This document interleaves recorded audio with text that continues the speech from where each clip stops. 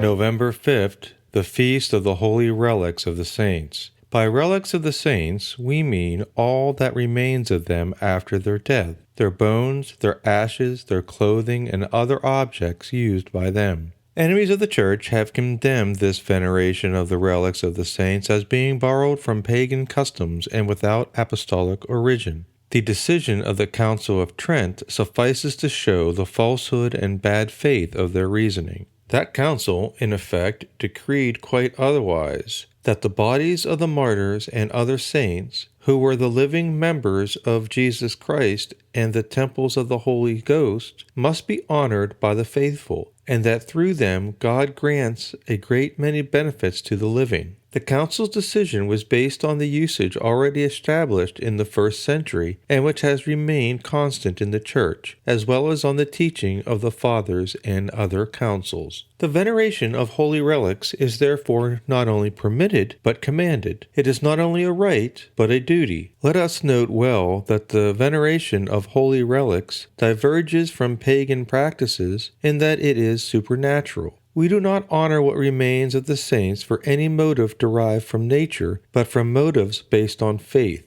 If one honors the memory and remains of great men worthy of that appellation, it is regarded as justice. But when one honors the memory and remains of the saints, it is more than justice, it is the virtue of religion. The final object of the veneration of the holy relics is God who sanctifies the saints. It is Jesus Christ, whose members the saints are. This worship is so legitimate that God himself sometimes glorifies the relics of his saints by heavenly perfumes, by other marvelous privileges, and by countless miracles. There are three types of relics: first, second, and third-class relics. The Church defines first-class relics as parts of the body or ashes of a martyr or a saint. These relics are usually kept in a small glass-covered circular case. Each relic has a document issued by the Church proving its assured authenticity. Then there are second-class relics, which are items owned or used by a saint. These relics carry with them a blessing, which is in turn transmitted to those who touch and venerate them.